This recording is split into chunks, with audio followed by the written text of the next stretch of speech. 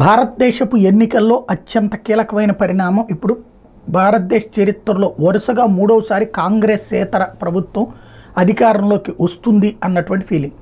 దాన్ని దెబ్బకొట్టడానికి పెద్ద ఎత్తున ఐఎన్డీఏ కూటమిగా ఏర్పడ్డటువంటి రాహుల్ గాంధీ తయారు చేసినటువంటి వ్యవస్థ దెబ్బతిన్నది. స్వయంగా రాహుల్ గాంధీనే ఓడిపోతానన్నటువంటి భయంతో వాయనాడుతో పాటు రాయ్బరేలీలో పోటీ చేయాల్సి వస్తుంది. ఇలాంటి దశలో జరుగుతున్న పరిణామాల మీద ఎక్స్పర్ట్ పార్థసారథి గారికి సంబంధించిన ఒపీనియన్ ఒకటి చూద్దాం. మూడో దశ ఎన్నికలు జరుగుతున్న వేళ ఒక్కొక్కరు బయటపడుతున్నారు. వెస్ట్ బెంగాల్ కాంగ్రెస్ నాయకుడు అధీర్ రంజన్ చౌదరి, ఢిల్లీ కాంగ్రెస్ చీఫ్ అరవిందర్ సింగ్ లవ్లీ. ముందుగా వెస్ట్ బెంగాల్ కాంగ్రెస్ నాయకుడు అధీర్ రంజన్ చౌదరి ఏమన్నాడంటే, వెస్ట్ బెంగాల్ ఓటర్లోకి నా విజ్ఞప్తి ఏంటంటే మీరు బీజేపీకి ఓటేయండి, తృణమూల్ కాంగ్రెస్కి ఓటు వేయొద్దని కోరుతున్నారు. కాంగ్రెస్లో ఉన్న తికమకకి నిదర్శనం ఇది.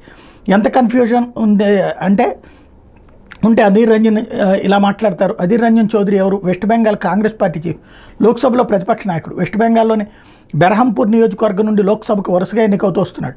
వెస్ట్ బెంగాల్లో కాంగ్రెస్ పార్టీకి ఉన్న బలమైన నాయకుడు.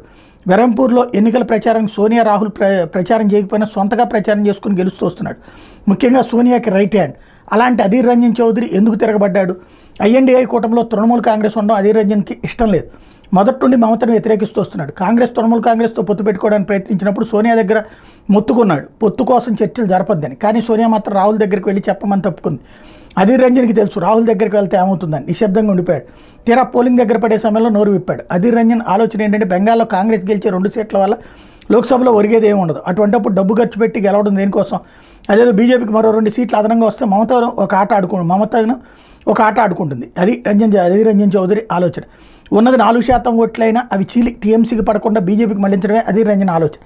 అధీర్ రంజన్ ప్రకటనతో కాంగ్రెస్ కార్యకర్తలు గందరగోళం నెలకొందన్నది వాస్తవం. ఇకపోతే తృణమూల్ కాంగ్రెస్ కూడా బీజేపీ వైరస్ సోకింది. మన తృణమూల్ కాంగ్రెస్ జనరల్ సెక్రటరీ అయిన కుణాల్ ఘోష్ని సస్పెండ్ చేసింది మమత. ఒక ప్రైవేట్ పార్టీలో పాల్గొన్న కుణాల్ ఘోష్ తన అనుచరులతో మాట్లాడుతూ ఉత్తర బెంగాల్ లోక్సభ బీజేపీ అభ్యర్థి అయిన తపన్ రాయ్ని పొగడతలతో ముంచెత్తాడు. వార్త మమత చెవిని పడింది. అంతే కుణాల్ ఘోష్ని పార్టీ నుండి సస్పెండ్ చేసి. సో వెస్ట్ బెంగాల్లో బీజేపీ లీడింగ్లో ఉందన్నది సత్యం. మమత నిరంకుశ పాలన కింద ప్రజలు తీవ్ర అసహనంతో ఉన్నారు అన్నది సొంత పార్టీ వాళ్ళతో పాటు కాంగ్రెస్ పార్టీ కూడా చెప్తుంది. ఇదేదో జర్నలిస్టులు చెప్తున్నారు కదా, బీజేపీ గెలిచిన తర్వాత తమకు రక్షణ ఇస్తుందనే భరోసా కలిగిస్తే 30 సీట్లు గెలిపిస్తారు వెస్ట్ బెంగాల్ ఓటర్లు. బీజేపీ నాయకత్వం ఆ భరోసా గట్టిగా ఇస్తే బెంగాల్లో క్లీన్ స్వీప్ చేయగలదు బీజేపీ. ఢిల్లీ కాంగ్రెస్ అరవిందర్ సింగ్ లవ్లీ తన అధ్యక్ష పదవికి రాజీనామా చేసిన సంగతి తెలిసిందే. అరవిందర్కి ఆప్తో కాంగ్రెస్ పార్టీ పొత్తు పెట్టుకోవడం ఇష్టం లేకనే రాజీనామా చేశాడు. పైకి ఒక మామూలు కార్యకర్తగా పనిచేస్తానంటున్నా బీజేపీలో చేరతాడని వార్తలు వస్తున్నాయి. అఫ్కోర్స్ కాంగ్రెస్కి ఢిల్లీలో పట్టుపోయి చాలా కాలమైంది. ఇక ఆప్కి దిశానిర్దేశం చేసేవాళ్ళు లేరు. సునీత కేజ్రీవాల్ కాంగ్రెస్ మీద ఆధారపడి పనిచేస్తున్నారు తప్పితే సరైన వ్యూహం లేదు. ఢిల్లీలో కూడా బీజేపీ క్లీన్ స్వీప్ చేస్తుంది. ఈడీ మొదటిసారి సమన్లు ఇచ్చినప్పుడు కేజ్రీవాల్ హాజరై ఉంటే ఈ పార్టీకి కొంచెం క్లారిటీ ఉండేది. కానీ నిర్లక్ష్యంగా వివరించడంతో ఇప్పుడు జైల్లో ఉండాల్సి వచ్చింది.